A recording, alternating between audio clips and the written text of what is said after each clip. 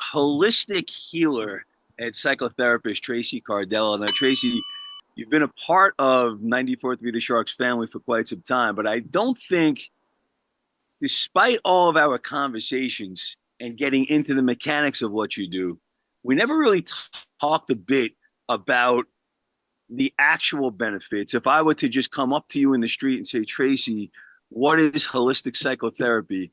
How would you explain it to a stranger? Okay, so the difference between holistic therapy and other kinds of therapy is that this is completely mind, body, and soul. So when I work with people, I work with their conscious mind, which thinks it knows everything, but actually only knows like maybe 10% of what's really going on and what really drives behavior.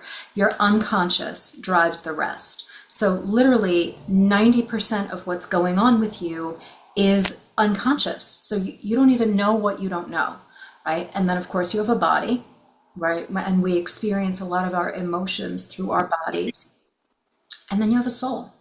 And so that's a really big difference because traditional therapy, medicine in general, doesn't pay any attention to the soul or to spiritual needs. So that's really the big thing, is that this is a completely mind, body, and soul experience. What does your mind need to allow the body to receive holistic therapy? Well, for one thing, your mind needs to connect with what's actually going on. So, and again, because you lead with your conscious mind, and we have sort of a bias around the things we think we know, even though it's a very limited amount of what's really going on. So you can try to analyze your problems, you can think yourself into circles and not be able to solve your problems consciously. And that's why people can read self-help books, they can know a lot about what's going on with them and have like a lot of insight. And that was really the case with me. After years and years of therapy and training and supervision, I felt like I really sort of understood. I really had a lot of insight. I just couldn't change anything. Like I couldn't really do things differently. And that was one of the biggest reasons that I kind of made this paradigm switch myself. What are some of the reasons why the unconscious mind slips further from our grasp? Defense mechanisms, right? Like we are well defended, so we can rationalize things away that are like right under our nose, which is why your friends can say things to you and you don't see it, right? Because we rationalize, we justify, we have a million different, well, maybe not a million, but we have a lot of different strengths that allow us to try to make sense of something that doesn't make sense to other people. They see it much more clearly. When you're sitting there and you're a prisoner of your own perception, what do you as a therapist need to do to break down some of those walls? Actually, I've started just not trying to break down those walls. What I find is much more effective is allowing clients to learn how to self muscle test. And then they can break down the walls because, look, you might want to set a goal for yourself consciously, and your unconscious is like, nope, that's not going to fly. And so you keep finding these problems, or you keep finding, sometimes we call it self-sabotage, but it's not necessarily self-sabotage in the conscious sense of the word. It's just that your unconscious, for reasons that you can't determine on your own, isn't ready to do this. And so we can find those things with muscle testing, and then we can begin to heal those things that are in the background that are preventing the healing that you want to see in the foreground from actually appearing. Well, muscle testing, from what I understand, allows you to have to communicate with your body in a way to reach deeper into what's going on in your conscious mind. What is it about muscle testing that is able to trigger that connection between the two, the conscious and the unconscious? And how do you, as a therapist, build that bridge?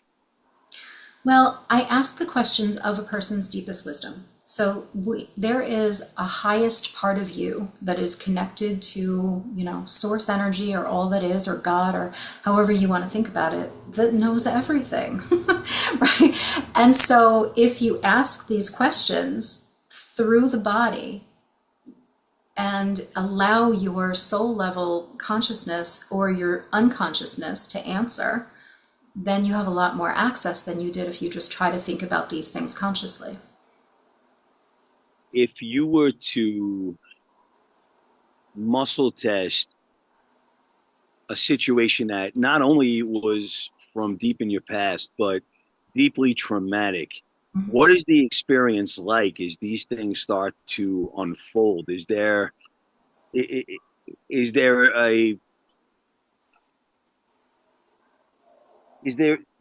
how do I word this? Is there a danger to muscle testing deep trauma? So no, and actually, it's exactly the opposite. So if a person suspects that there's a trauma, and we can ask a lot of questions through muscle testing, including, do we need to know any more about this in order to proceed to intervention? And so you might be able to process a trauma with an intervention like tapping, we've talked about in the past, without having to consciously go into the details of the trauma. And so, that allows us to sort of tap into past lives and things in your ancestry that you might not even know about. It allows you to go into trauma that might be pre-verbal, right? When you were too young to have words for those things. So we have much more access, and we don't necessarily need to know all of the granular details of a trauma in order to heal it. You just need to make that connection, right? That all parts of you agree to make the connection, to have a level of insight, to communicate on levels that are not necessarily conscious to you, and then to heal it with some sort of, it could be an intervention like tapping, it could be more of a prayer intervention or a containment intervention where I have people sort of offload their stuff into like a bell jar, which is a containment vessel, right? Where we imagine that this energy goes in there, it detoxifies, and it is not re-released into the environment until it's completely detoxified and safe. When you have this bell jar and you're placing toxic memories and toxic thoughts into it, what is the best way to keep the lid closed once you start to muscle test? So I have have people set it up in a very particular way, right? So a bell jar, I imagine, is this like glass containment vessel. It's like 2 feet around and maybe 2 or 3 feet tall, and it has vacuum suction, right? So I mean, these are things that you just intend, and you can create this any way you want. And so it has vacuum suction and a lid, so everything that goes in there you can, vacuum it off you with a vacuum hose if you want to, but we have already created this containment vessel so that it is safe. And so stuff goes in there and is not released until it's detoxified, which we will muscle test. Is it safe to,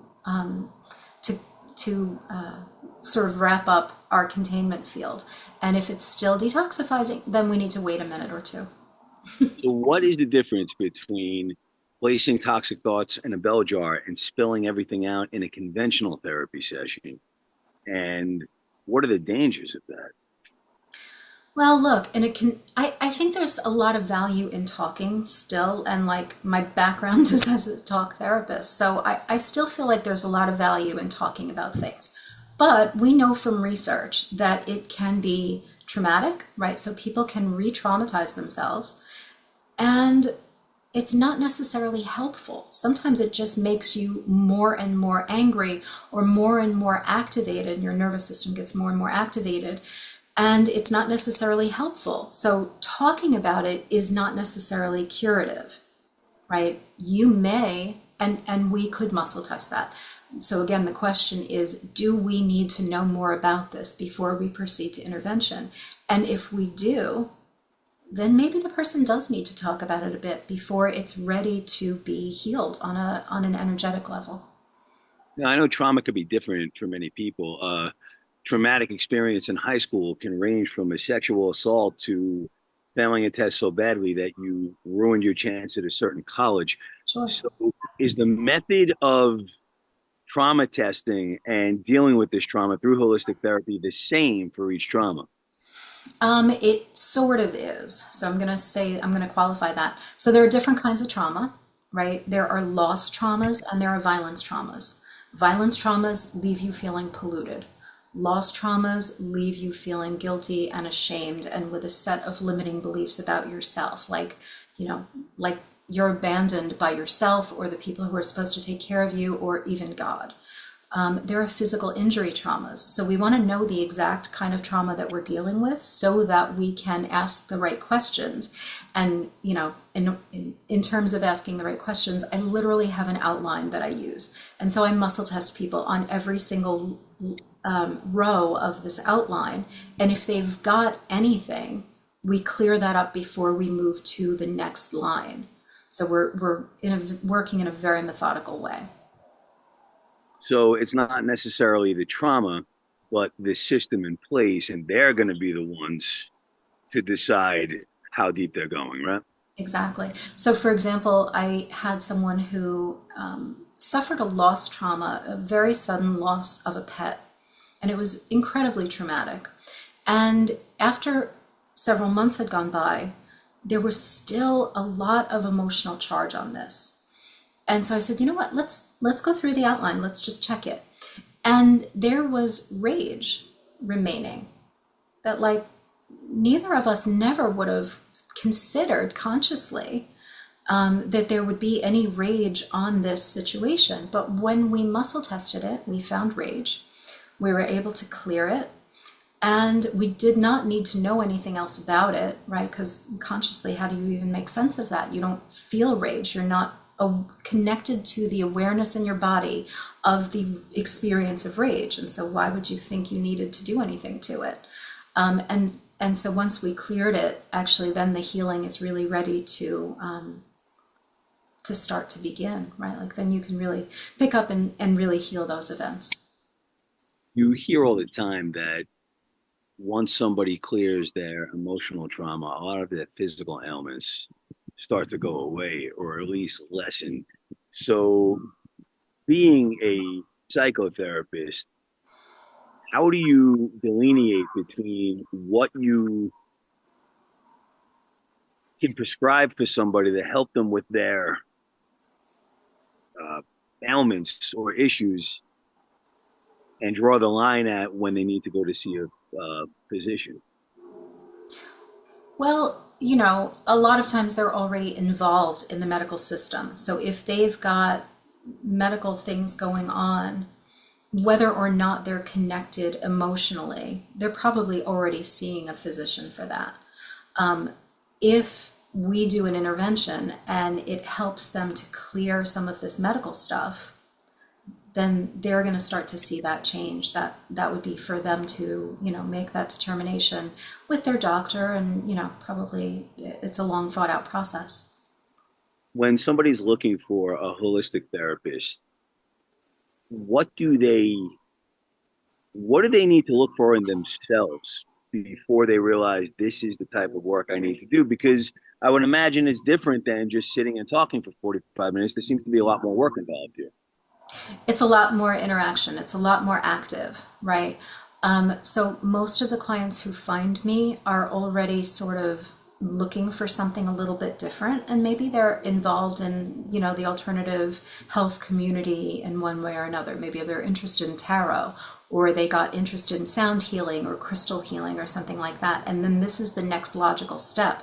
The thing about this is that this is routinized, right? There is an actual method, an actual line by line questions that we can go through to determine any number of patterns. Like literally, I think I have an intake sheet that's got close to 200 patterns on it that have been completely mapped out. So if a person comes in and they're, kind of suffering with something, we can find out exactly what the pattern is and really focus our intentions on healing that pattern. What is a common pattern or some common patterns that you deal with on a regular basis? Traumas are really common, right? And so it doesn't even need to be, it doesn't need to be a big, what we would sometimes think of like a capital T trauma, right? It can be a tiny piece of something, right? It could be like, rage after loss, that you wouldn't necessarily think of. Other common patterns, well, family dysfunction patterns are pretty common. Phobias are also pretty common patterns, right? And the thing that phobias all have in common is that they're irrational, they're exaggerated, and they're extreme. So kind of like when you find yourself having a reaction to something that doesn't fit, or like, I know I shouldn't feel this way, but it's exaggerated, right? That's a phobia. And so, at our core, we all have a phobia of death, right? So fear phobias, anything that you're really afraid of, always sort of culminates in that root chakra, scarcity, lack of safety, gonna die, right? Feeling. I come from a world of mediumship and tarot, and there's a very similar or at least parallel road that this holistic psychotherapy takes. But it's funny because they always call tarot voodoo medicine and voodoo science. So, where is the connection between book science and clinical science to your brand of holistic psychotherapy that draws them together? Because holistic doctors and clinical doctors usually are at opposite ends of the spectrum. They are, and maybe they shouldn't be, right? So most of energy psychology is rooted, well, so we work with three energies, right? Predominantly three energies. The meridians, which come from traditional Chinese medicine, the chakras, which come from Ayurveda, and the biofield, which used to be called the aura, right? In more woo-woo circles, we call it the aura, right? We call it the biofield in energy work because it can be studied, it can be measured, right? So one of the differences is that all of these things can and have been studied. And I think there are probably upwards of, or somewhere in the neighborhood of 200 well-designed clinical studies that have documented that these kinds of therapies are as good at or better than traditional therapies like cognitive behavioral therapy. When you look at cognitive behavioral therapy, how are you able to take what has been at least past proven over and over again and work with energy psychology in a way like, does it abandon cognitive psychology therapy altogether, or are there parallels? There's some interweave, right? Because cognitive, right? We're always thinking and we're always behaving. So cognitive behavioral therapy is sort of like it's woven into the whole thing, right? We always want to take a measurement. So if I'm working with someone, again, let's go back to trauma. If I'm working with someone on a trauma and this trauma is interfering with a goal that they have, let's say that goal is weight loss or becoming their ideal weight. Let's say there's a trauma interfering on it. I want to know what amount of resistance is there to achieving this goal, right? So if there's 50% resistance or 70% resistance to achieving the goal of weight loss, trauma might be one of the things that is causing resistance. So when we finish the trauma protocol, we want to remeasure. So we want to ask from your deepest wisdom, what's the current percentage of negative emotional charge is what I call it, or resistance interfering on this goal now? And maybe we've knocked it down to, let's just say for round number's sake, let's not say we knocked it down to 0. So now you eliminate the trauma. There is no more resistance to the goal. Now we need to talk about what skills, resources, what additional help do you need to achieve that goal, right? If there's no block in your energy field. When you look at a situation like weight loss, it usually stems from a family issue. A lot of traumas in my life come from family issues. So the more complicated, or at least the more members of a family involved in a trauma, does it take longer to knock that number down to 0, depending on how many people are involved in it? So that you carry the trauma for yourself. I would say things are probably held in place by families, and certainly there might be some legacy elements that exist, but your work is yours, their work is theirs. And one of the things that may need to be worked on is establishing 100% boundaries between your issues and their issues. Like an electric fence. Exactly. One of those dog shock collars, yeah. You talk about the chakras, and from what I read years ago, doctors used to ask more about what was going on in your life, what stresses you had. And stress seems to be eliminated from clinical medicine. And is there a way to, with the knowledge of what you teach people in energy psychology, use this to help them be their own advocates with clinical physicians? Often people don't realize the amount of stress that they're under, so they go into their doctor because they're having symptoms. And the symptoms might be, I have insomnia, my digestion is bad, I wake up with headaches, right? I have migraines. So people usually go to their doctors with symptoms, and then the doctor, if they're astute, will say, tell me a little bit about your life. What is stressful about your life? So I'll tell you, when I first started tapping, I discovered tapping 100% by accident. I had never heard of it before. I decided I just wanted to get away for the weekend, one weekend. My criteria was that I wanted to stay in a hotel. It needed to be drivable, and I wanted to be able to take a class so that I could write it off, right? Right. So I found a class. It just happened to be in tapping, and it was drivable. So I went knowing nothing. And I did this weekend class, and I thought, my God, this is so stupid. There's no way that this can work, right? Like, so many limiting beliefs come up. And but I took it back, and I started working with some clients on it, just on their anxiety and playing with it a little bit. And clients loved it. And so I started noticing, like, clients love this, and they're working with it, and it is reducing their anxiety. There's got to be something to this. So fast forward a couple of months, I start to notice that I'm losing weight, right? My weight is dropping, and I don't think I'm doing anything different. But then I start to realize, like, I come home at the end of the night. Sometimes I would get home at like 10, 11 o'clock even. And I might pour a glass of wine or make a snack or something like that just to unwind. And I start realizing that, like, did I leave a glass of wine on the counter last night? Or, like, I left a snack in the microwave overnight. Like, I started to make it and I never ate it. So I started noticing that the compensatory behaviors that I was using to deal with stress, eating, like late night snacking, were eliminated because I didn't have late night stress, because I was literally tapping with my clients on their problems. I wasn't even dealing specifically with my own. I was not working on weight loss. It was not a goal of mine. I was just tapping with clients on their own stuff and noticing, like, wow, I must be less stressed at the end of the day because I don't have the urge to do these behaviors anymore. So there was nothing conscious about it. It just fell away. And that's not something that you can achieve with traditional medicine. I mean, it was completely, I was totally unaware of it. It blew me away when I realized it.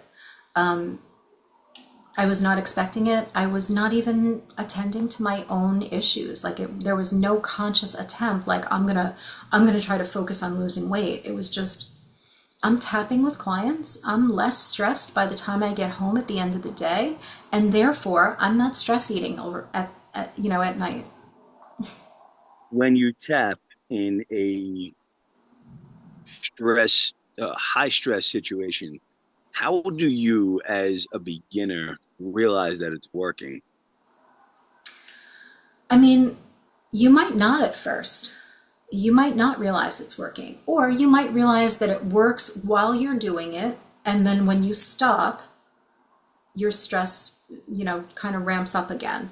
Or some people say, like, they notice that they can do it when they're with me, but they can't seem to do it when they're by themselves, or they don't remember to use the technique. And I think that's the thing, is this is a matter of repetition. So if I work with a person, I can work with them in a very pointed way on a very particular problem or a very particular part of a problem. If people are just going to work on their stress, they just need to keep at it. right? Like this is not like taking an aspirin. You need to teach your nervous system that it is actually calm and safe, right? So you're retraining something that, you know, has taken on a life of its own. I never, again, back to this example, I never really thought like, oh, I'm stress eating at the end of the night because I'm stressed out at work, right? I just came home and made a snack, right? Like, there was no conscious awareness that like these things were connected, until I started to notice like, wow, I guess I must be less stressed. Oh shit, I don't feel as stressed as I used to, right? And then I started noticing, yeah, I guess I don't really feel that stressed anymore. That's crazy. Habits and like weight gain and smoking and defeating bad habits, that to me are symptoms. But what about long lasting issues like sexual dysfunction and chronic depression? And how are you able to eliminate or at least overcome some of those results of trauma? So really what we do is we set the goal to eliminate those things or to be free of depression. And then we work backwards and we find out like, well, how much resistance is there? And what are the patterns that are contributing to depression? Because depression is not your normal state, right? Dysfunction of any kind is not our normal state. Our normal state is healthy and vibrant and alive and connected and connected to vital source energy, right? And so any sort of disconnection from that is an interruption that represents some block, right? Or some pattern that needs to be dealt with. So we set the goal, like how do we start to clear up this dysfunction? And we work backwards and then we find out what are the patterns that are contributing to this dysfunction.